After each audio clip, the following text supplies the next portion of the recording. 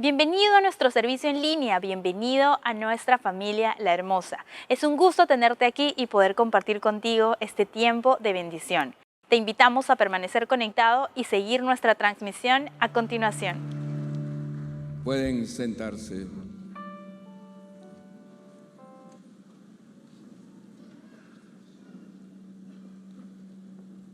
Damos gracias a Dios por la participación, la presencia de cada uno de ustedes, hermanos. Les damos la bienvenida a la casa del Señor y a este tiempo de comunión.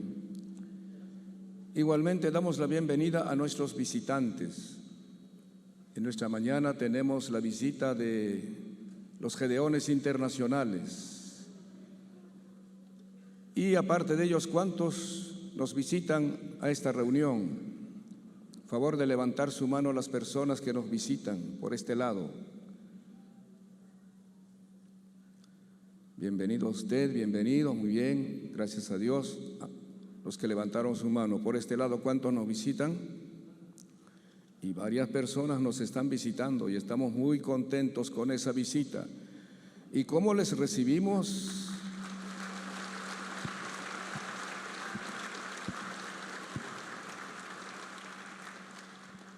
Queremos que ustedes también experimenten, quizás por primera o por segunda vez, lo que Dios hizo en nuestras vidas.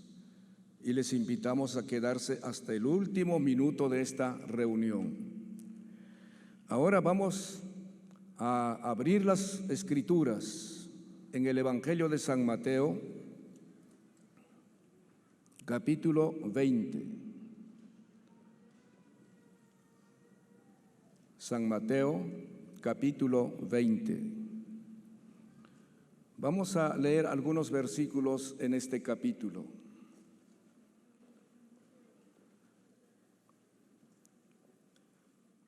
El Evangelio de San Mateo, capítulo 20, comenzando con el versículo 1. Si por alguna razón usted tiene dificultad de encontrar la cita o pues no puede leer, pero puede escuchar, voy a leer para todos. Dice así la palabra del Señor en San Mateo capítulo 20. Porque el reino de los cielos es semejante a un hombre, padre de familia, que salió por la mañana a contratar obreros para su viña. Y habiendo convenido con los obreros en 1 denario al día, los envió a su viña. Saliendo cerca de la hora tercera del día, vio a otros que estaban en la plaza. ¿Cómo estaban? Desocupados. Y les dijo: id también vosotros a mi viña, y os daré lo que sea justo. Y ellos fueron. Salió otra vez cerca de las horas sexta y novena e hizo lo mismo.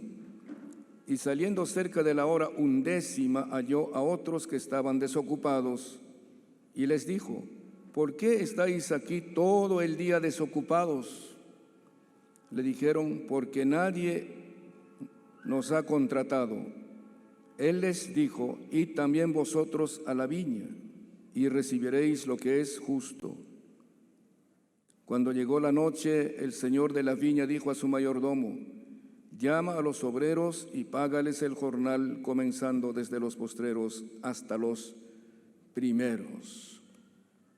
Amén. Hoy vamos a tener la instalación de nuevos obreros y por eso quiero compartir con ustedes este tema: la necesidad de obreros. La Biblia usa el término obrero para referirse a los que trabajan en la obra del Señor. Un obrero es alguien que desempeña una tarea, un oficio. Puede trabajar en una empresa, edificar una casa, cultivar una viña, producir frutos de su trabajo. Y el objetivo de un verdadero obrero es satisfacer el corazón de su amo o del que lo ha contratado. ¿Me están escuchando? El objetivo de un verdadero obrero es satisfacer el corazón de su amo o de aquel que lo ha contratado.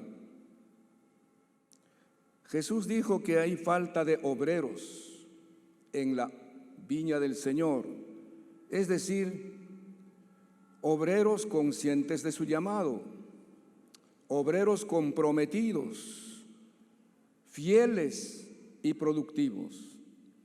Pueden haber muchos obreros, muchos voluntarios dispuestos a trabajar, pero obreros que estén seguros de su llamado, comprometidos con la obra del Señor, fieles y productivos, son pocos. Por eso es que el Señor dice que los obreros son pocos, los verdaderos obreros.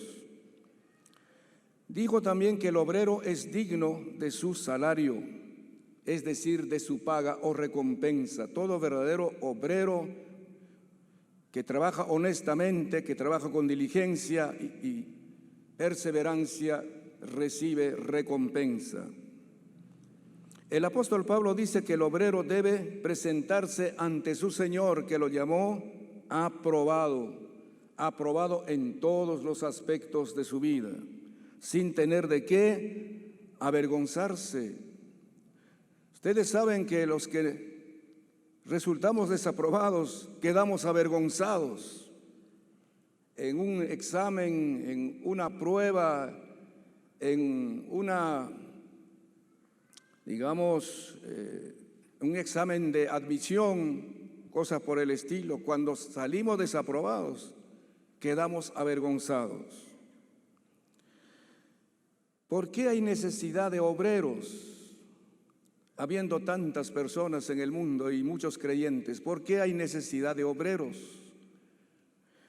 El Señor Jesús dijo estas palabras: la mies es mucha, los obreros son pocos. En Mateo capítulo 9, 35 al 38. Recorría Jesús todas las ciudades y aldeas, enseñando en las sinagogas de ellos, o sea, de los judíos, y predicando el evangelio del reino, sanando toda enfermedad y toda dolencia en el pueblo. Y al ver las multitudes, pueden decir conmigo, y al ver las multitudes, tuvo compasión de ellas. Digan, tuvo compasión de ellas, porque estaban desamparadas y dispersas como ovejas que no tienen pastor. Entonces dijo a sus discípulos, sigan diciendo, entonces dijo a sus discípulos: a la verdad la mies es mucha, mas los obreros pocos. Rogad pues al Señor de la mies que envíe obreros a su mies. Amén. El asunto es que hay otras personas que esperan algunas confirmaciones excepcionales o sobrenaturales, soñar como que están predicando en un gran estadio, en un gran lugar de mucha concurrencia, o que pues suceda algo excepcional. Están esperando el tiempo, según ellos. En San Juan 4:35 dice el Señor estas palabras: ¿no decís vosotros, aún faltan 4 meses para que llegue la siega? Y con esa idea estaban esperando el tiempo de la siega. He aquí os digo, el Señor les dice: este es el momento de alzar vuestros ojos y mirad los campos, porque ya están blancos para la siega. No tienen que esperar meses, no tienen que esperar eventos, no tienen que esperar algo sobrenatural que suceda. El mandato ya está dado, que se vaya y que se predique el evangelio a toda criatura. Entonces levanten sus ojos y miren las multitudes, miren todas esas personas que por todos lados se movilizan, están desamparadas y perdidas como ovejas que no tienen pastor. ¿Por qué hay falta de obreros? Las almas perecen sin Cristo por la falta de quien les predique el Evangelio. Esas almas necesitan que alguien les predique el Evangelio. En Romanos 10:11 en adelante el apóstol Pablo dice: pues la Escritura dice, todo aquel que en él creyere no será avergonzado, porque no hay diferencia entre judío y griego, pues el mismo que es Señor de todos es rico para con todos los que le invocan, porque todo aquel que invocare el nombre del Señor será salvo. Pero ahí viene la pregunta: ¿cómo pues invocarán a aquel en el cual no han creído? ¿Y cómo creerán en aquel de quien no han oído? ¿Y cómo oirán sin haber quien les predique? ¿Y cómo predicarán si no fueren enviados? Como está escrito, cuán hermosos son los pies de los que anuncian la paz, de los que anuncian buenas nuevas. Tercero, Dios quiere que todos oigan el Evangelio. Digan conmigo, por favor, Dios quiere que todos oigan el Evangelio, porque no quiere que nadie perezca. Segunda de Pedro 3:9 dice: el Señor no retarda su promesa según algunos la tienen por tardanza, sino que es paciente para con nosotros, no queriendo que ninguno perezca, que ningún hombre, que ninguna mujer perezca, o sea, se condene, vaya a la condenación eterna, sino que todos, el Señor quiere que todos procedan al arrepentimiento. Dios no desea castigar a nadie, condenar a nadie. Jesús no vino a condenar, digan conmigo, Jesús no vino a condenar, porque el hombre ya estaba condenado. Jesús vino a salvar al que estaba condenado. Y entonces la gente tiene que escuchar de eso. Y por eso nos manda a predicar el Evangelio en todo tiempo, a toda criatura y en todas las naciones. Ese mandato que siempre hemos escuchado: id por todo el mundo y predicad el Evangelio a toda criatura. En San Lucas 24, 46 y 47 dice: y les dijo, así está escrito, y así fue necesario que el Cristo padeciese y resucitase de los muertos al tercer día, y que se predicase en su nombre. ¿Qué se va a predicar? El arrepentimiento y el perdón de pecados en todas las naciones. Amén. Comenzando desde Jerusalén. Por eso el apóstol Pablo le dice al pastor Timoteo, 2 Timoteo 4, 1 y 2, te encarezco delante de Dios y del Señor Jesucristo, que juzgará a los vivos y a los muertos en su manifestación y en su reino. Te suplico, te ruego que prediques la palabra, que instes a tiempo y fuera de tiempo, redarguye, reprende, exhorta con toda paciencia y doctrina. Estos versículos nos hacen entender la necesidad de predicar el Evangelio. Y para que se predique el Evangelio de manera permanente y en todas partes, necesitamos personas comprometidas, obreros en la viña del Señor. Aquí es donde tenemos que entender lo que el pastor Rick Warren en su libro Una vida con propósito dice: llamamiento general al servicio de Dios. Todos debemos saber y tener conciencia de lo siguiente. Primero, fuimos formados o creados para servir y para ser activos en la obra del Señor. Antes que te hiciera o te formara, el Señor decidió qué rol quería que desempeñaras en la tierra. Él planeó con exactitud cómo quería que lo sirvieras y te formó para esa tarea. Te dio 2 manos, te dio 2 pies, te dio 2 oídos, te dio una boca y con lengua para hablar. El Señor nos formó exactamente para ser personas útiles. Eres de la manera que eres porque fuiste hecho para un ministerio específico. Dios te hizo para algo útil en su servicio. En Efesios 2:10 dice el apóstol Pablo, porque somos hechura suya. Diga, somos hechura suya, creados en Cristo Jesús para buenas obras.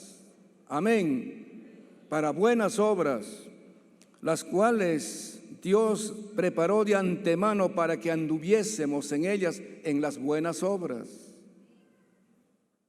Así que fuimos creados para servir. Segundo, digan conmigo, fuimos salvados para servir.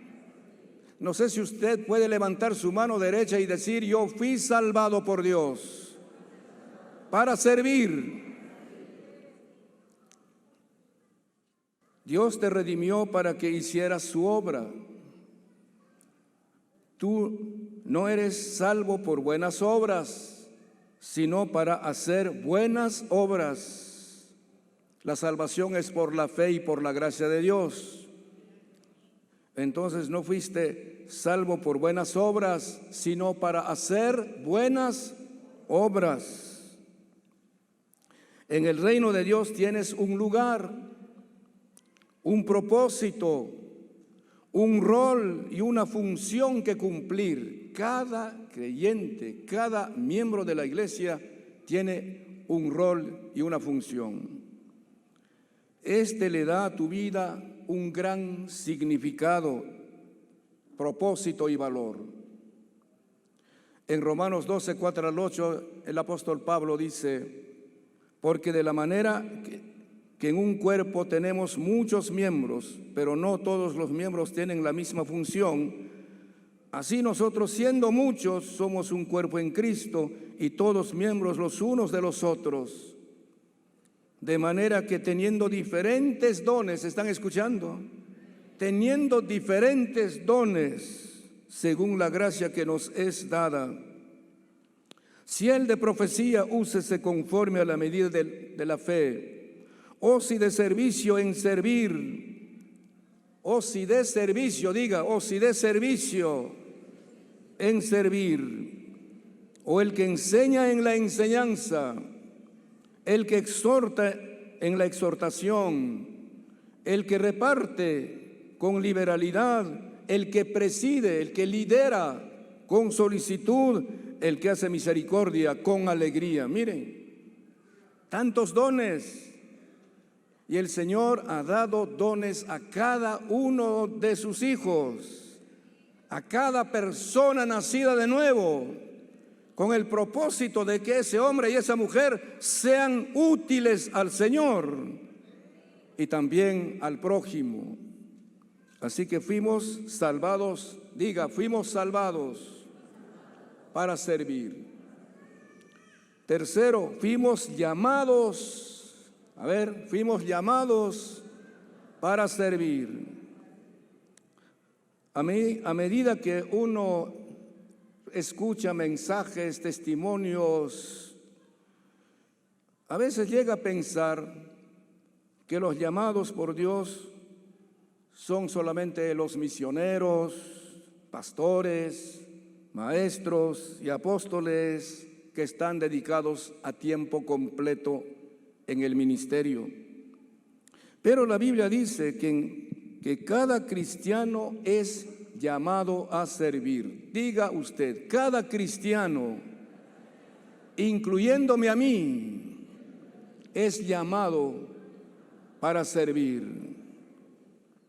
Tu llamado a la salvación incluye tu llamado al servicio. Por eso fuiste salvado para servir. Ambos son lo mismo, salvados o salvos y servicio.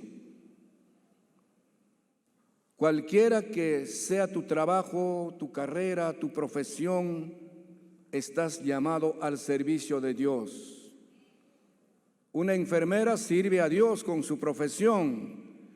Un pedagogo o una pedagoga sirve a Dios enseñando. Un arquitecto sirve a Dios. Un ingeniero civil o con cualquier otra especialidad sirve a Dios.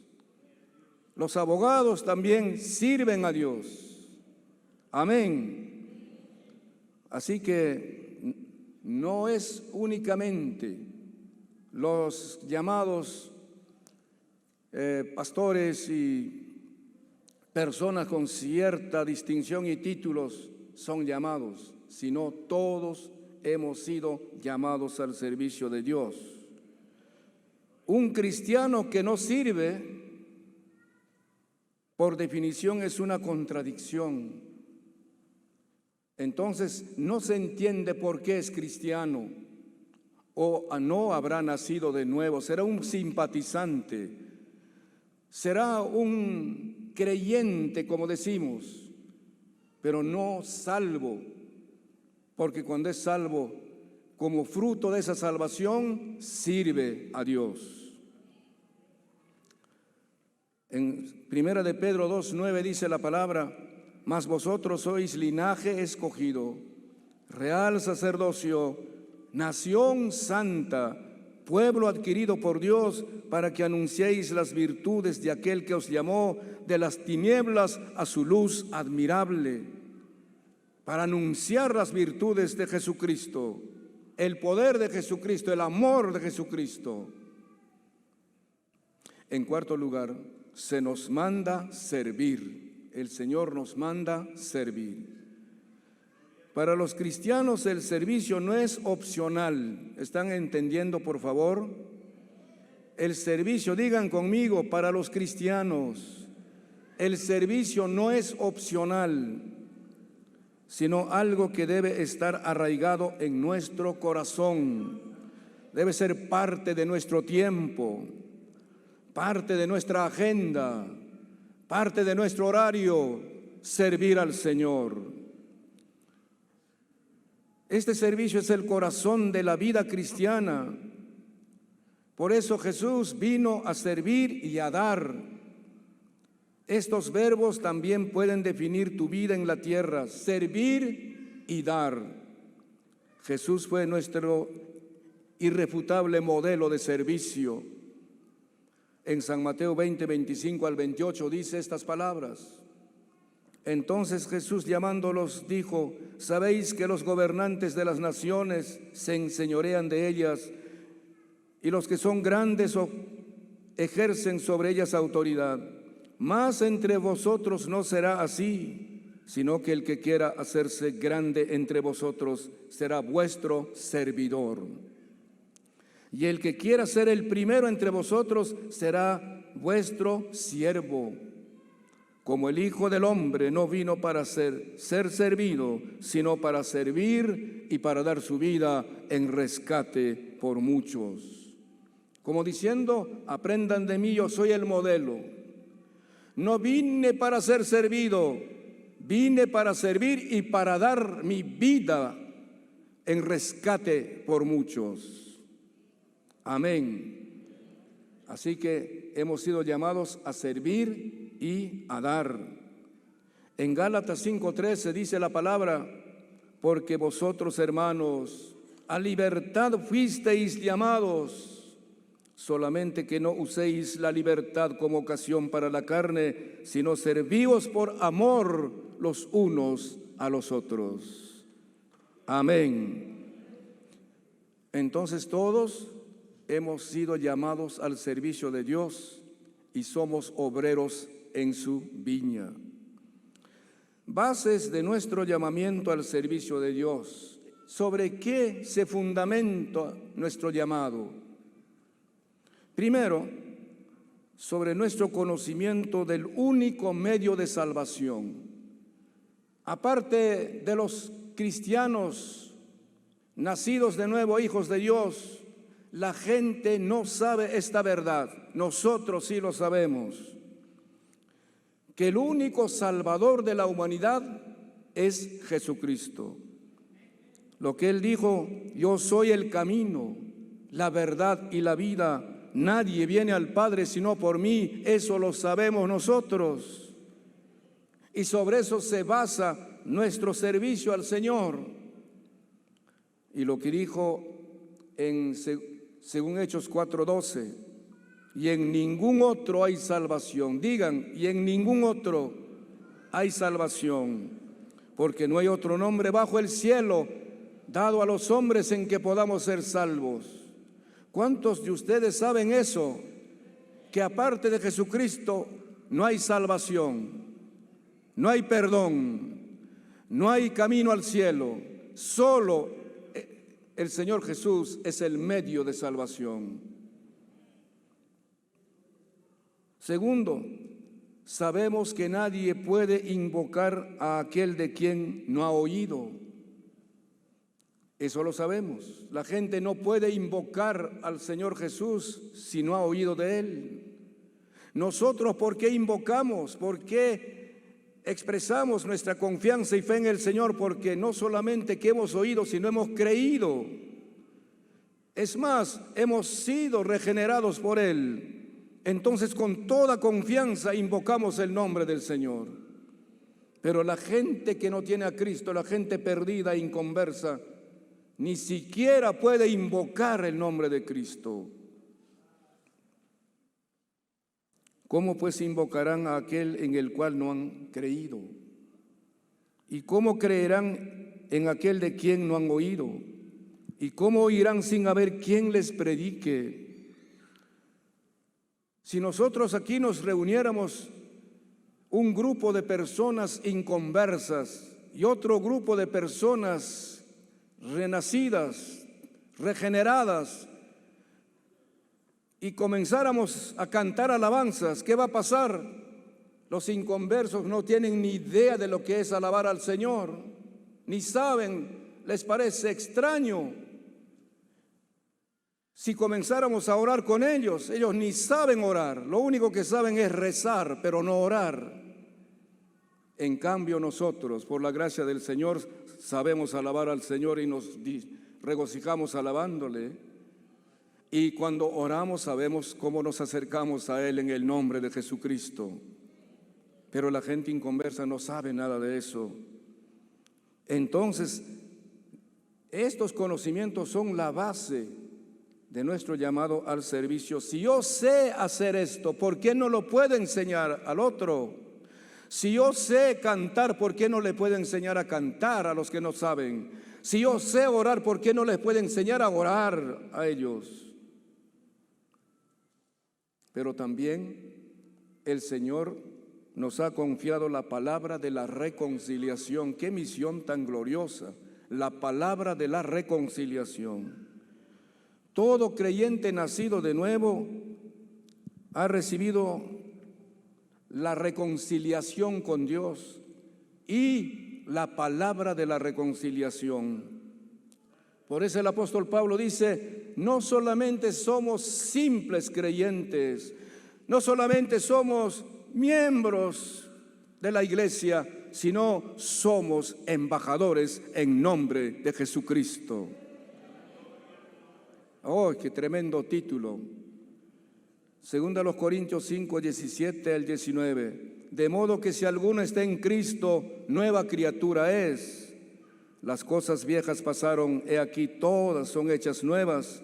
Y todo esto proviene de Dios, quien nos reconcilió consigo mismo por Cristo. Por medio de Jesucristo nos reconcilió y nos dio el ministerio de la reconciliación. Digan conmigo: y nos dio el ministerio de la reconciliación. Levante su mano derecha y diga: y el Señor me dio el ministerio de la reconciliación. Amén. que Dios estaba en Cristo reconciliando al mundo, consigo al mundo, no tomándoles en cuenta a los hombres sus pecados, y nos dio y nos encargó a nosotros la palabra de la reconciliación. Y por eso es que somos embajadores en nombre de Cristo, para llevar esta palabra de la reconciliación. ¿Qué significa eso? Que el hombre enemistado con Dios a causa del pecado tiene que reconciliarse con Dios por medio de Jesucristo, volver ir a la comunión con Él, a la paz con Él, y tener esa comunión íntima con el Señor. Y nosotros tenemos ese mensaje de la reconciliación. Amén. Pero también aquí viene el otro asunto: conocimiento de la condición perdida de los hombres. ¿Quién conoce eso? ¿Quién sabe? Alguien que estaba hablando en el mercado acerca de Jesucristo, o de alguien que estaba hablando, otra persona se burlaba porque era inconversa. Y entonces esta persona, claro que no manejaba muy bien los términos bíblicos y doctrinales, dijo: tú te burlas porque eres inmundo. Y el inconverso dijo: ¿qué es eso? ¿Inmundo qué es? Y ustedes saben que inmundo es sucio, ¿no? Es algo corrupto, que huele mal. Es decir, esta cristiana, por decir tú eres inconverso, que no te has arrepentido de tus pecados, le estaba diciendo inmundo. Y entonces el inconverso no sabe que está perdido, ni siquiera eso sabe. La palabra del Señor dice que los pecadores andan en tinieblas, aman el pecado y viven para pecar. ¿Está escuchando? Los pecadores, digan, andan en tinieblas, aman el pecado y viven para pecar. El propósito de su vida es pecar. En San Juan 3:19 la palabra del Señor dice: y esta es la condenación, que la luz vino al mundo, y los hombres amaron más las tinieblas que la luz, porque sus obras eran malas. Y aquí el Señor se presenta como la luz. Él es la luz del mundo. Y el pecado las tinieblas representan al pecado. Y el Señor dice: los hombres aman más las tinieblas, o sea, el pecado, que a la luz, porque sus obras son malas. Les gusta hacer malas obras. Y nosotros sabemos esa condición que tiene la gente, para compadecernos de ellos. Dice el apóstol Pablo que las personas inconversas están sin esperanza y sin Dios. Digan conmigo: los inconversos están sin esperanza y sin Dios en el mundo. Muertos, digan, muertos en sus delitos y pecados. Y por eso es que no tienen sensibilidad de su condición, no entienden, no saben que están muertos. Están caminando vivos, pero muertos espiritualmente. La palabra muerto significa separación, separados de Dios a causa del pecado. A los efesios el apóstol Pablo les dijo estas cosas, escuchen por favor: en los cuales anduvisteis en otro tiempo, siguiendo la corriente de este mundo, conforme al príncipe de la potestad del aire, el espíritu que ahora opera en los hijos de desobediencia, entre los cuales también todos nosotros vivimos en otro tiempo, en los deseos de nuestra carne, haciendo la voluntad de la carne y de los pensamientos, y éramos por naturaleza hijos de ira, lo mismo que los demás. En aquel tiempo, escuchen, en aquel tiempo, lejos de Dios, estabais sin Cristo, alejados de la ciudadanía de Israel y ajenos a los pactos de las promesas, sin esperanza y sin Dios en el mundo. Así estábamos antes de conocer a Cristo, les dice a los Efesios. Pero ahora en Cristo Jesús, vosotros que en otro tiempo estabais lejos, habéis hecho cercanos por la sangre de Cristo. Amén. ¿Cuántos de ustedes están seguros entonces que ya no tienen esa conciencia de estar alejados del Señor, perdidos, sin esperanza y sin Dios? Ahora sí tienen a Jesucristo en sus vidas, saben que sus pecados son perdonados, ahora ya son salvos por la fe en Jesucristo y hay vida eterna con Él. ¿Cuántos saben de eso? La Biblia dice por eso, todos han pecado y todos esos pecadores están excluidos de la presencia de Dios y destinados a la condenación eterna, por cuanto todos pecaron. Digan, por cuanto todos pecaron y están destituidos de la gloria de Dios. Respondiendo Jesús les dijo, ¿pensáis que estos galileos, porque padecieron tales cosas, eran más pecadores que todos los galileos? Os digo, no antes, si no os arrepentís, todos pereceréis igualmente. Si ustedes no se arrepienten de sus pecados, todos morirán en sus pecados y terminarán su vida en perdición eterna. Eso nosotros lo sabemos y por eso es que nuestra disposición y nuestro esfuerzo de servir al Señor tiene este conocimiento, y no solamente teórico. Nosotros mismos estábamos antes lejos de Dios y perdidos, pero por la gracia del Señor ahora estamos en comunión con el Señor. Y luego viene el amor y la compasión por los pecadores. Dios nos ha hecho responsables de la salvación de ellos, de los pecadores. Nuestro deber es amonestarles de parte del Señor.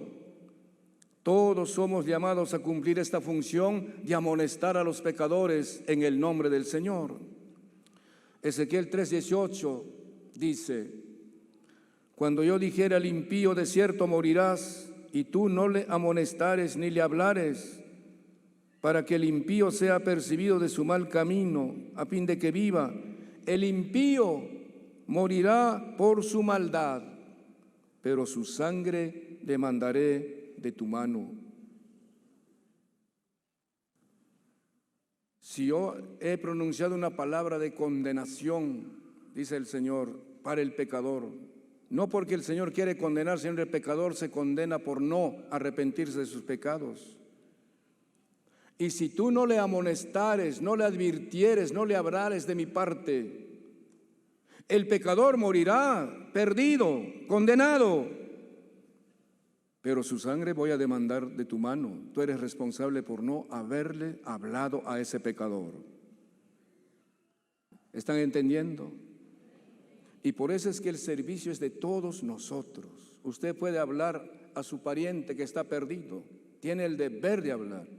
A su vecino que está perdido, a su amigo que está perdido, al compañero de trabajo que está perdido, tiene el deber de hablar de Jesucristo, y eso significa servir a Jesucristo y al prójimo. Y siguiendo el ejemplo de Jesús, tener compasión por los pecadores destinados a la perdición eterna, así como el Señor se compadeció de las multitudes que estaban desamparadas y dispersas como ovejas que no tienen pastor. Nosotros tenemos el mismo, o debemos tener el mismo principio y la misma naturaleza de tener compasión de la gente perdida. Hermanos queridos, hay dos clases de obreros y de servidores en la viña del Señor. ¿Me están escuchando todavía?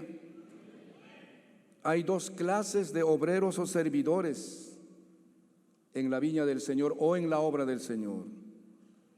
Obreros buenos y malos. Digan buenos y malos. Obreros diligentes y negligentes. Digan diligentes y negligentes. Obreros fieles e infieles. Obreros aprobados y desaprobados. Obreros ganadores y perdedores. Hay, no en el mundo, sino en la iglesia del Señor, hay estas dos clases de obreros. Todo depende del grado de compromiso y consagración que los obreros, que los siervos del Señor tengamos. Cuán comprometidos estamos con Jesucristo y con su causa. Cuánto hemos consagrado nuestra vida, parcialmente o totalmente está consagrada nuestra vida al servicio del Señor. Quiero compartir con ustedes dos ejemplos o dos testimonios. Favor de prestar atención. Después que Fritz Kreisler, el gran violinista, presentó uno de sus admirables conciertos, a la gente le gusta estar en los conciertos, una joven se apresuró a acercarse a él y le dijo: Señor Kreisler, daría mi vida si pudiera tocar como usted. Lo que estaba diciendo esta muchacha fue: si es posible, yo podría dar mi vida con tal de llegar a tocar como usted el violín. Él la miró y le dijo emocionado: mi querida señorita, eso es exactamente lo que yo hice. Di mi vida por este arte para ser un gran violinista. Vivir para servir de manera excelente es igual que ser un violinista experto, maestro. Se requiere toda una vida entregada al servicio de Dios y también un esfuerzo para guardar puros nuestros corazones y hacer de manera excelente nuestro servicio a Dios.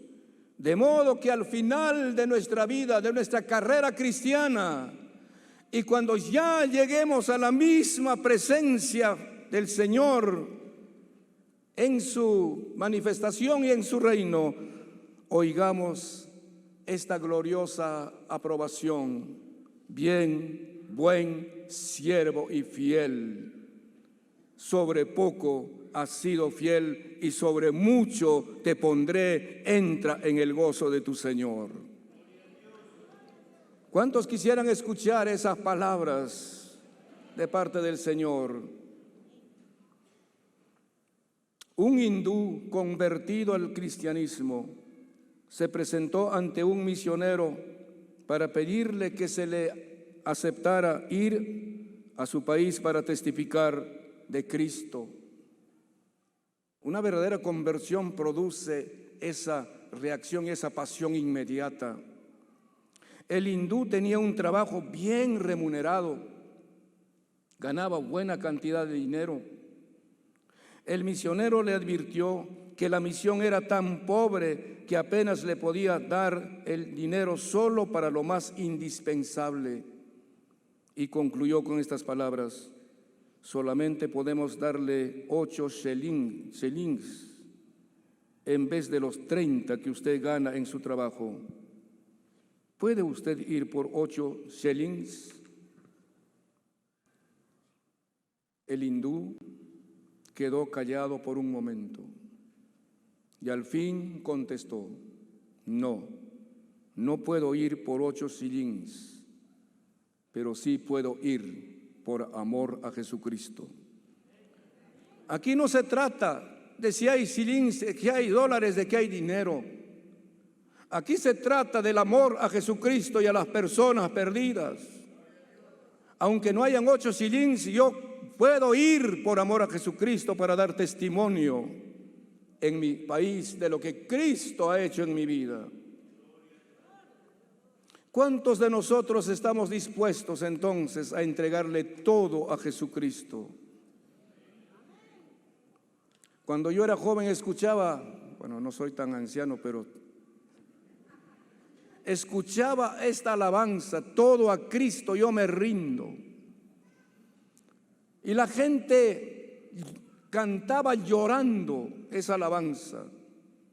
Y algunos hasta corrían hacia adelante y se ponían de rodillas: todo a Cristo yo me rindo, todo, todo, con el fin de serle fiel. Para siempre quiero amarle y agradarle solo a Él. Yo me rindo a Él, yo me rindo a Él. Alma y cuerpo, amante Cristo, yo me rindo a ti. Y saben, por eso salieron muchos misioneros auténticos, misioneros esforzados, sacrificados. Por eso se levantaron muchos obreros, aún sin tener preparación bíblica, teológica todavía, pero con el fuego y la llama del Espíritu Santo ardiendo en sus vidas, porque todos lo rindieron a Jesucristo. Los llamados laicos, los que no estudiaron en centros teológicos, fueron los más grandes obreros en ese tiempo, porque tenían una pasión profunda en sus corazones por servir a Jesucristo. Yo quisiera hacerles 2 o 3 preguntas en esta mañana. ¿Cuántos de ustedes están seguros de que son convertidos e hijos de Dios? Levanten su mano los que están seguros que se han convertido de sus pecados y ahora son hijos de Dios. ¿Cuántos de ustedes aman sinceramente a Jesucristo? Levante su mano si usted ama a Jesucristo sinceramente. ¿Cuántos de ustedes están dispuestos no solamente a dar su tiempo, su edad, sus fuerzas, sus talentos, sino hasta la propia vida por servir a Jesucristo? Un soldado en los días pasados, como respaldando al presidente actual, dice: estamos dispuestos a dar la vida por la democracia. Y después quizá no tenga ninguna recompensa. Nosotros no vamos a dar la vida por ninguna ideología simple y pasajera. Vamos a dar la vida, si es posible, por servir a Jesucristo. ¿Están dispuestos?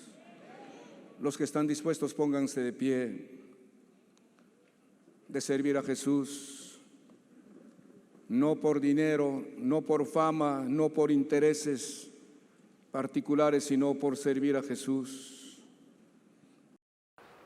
Damos gracias a Dios por el mensaje que acabamos de recibir y te damos gracias por permanecer conectado. Si este mensaje ha sido de bendición, comunícate con nosotros y suscríbete a nuestro canal La Hermosa Oficial en YouTube. Síguenos en redes sociales para que podamos mantenernos conectados. Dios te bendiga.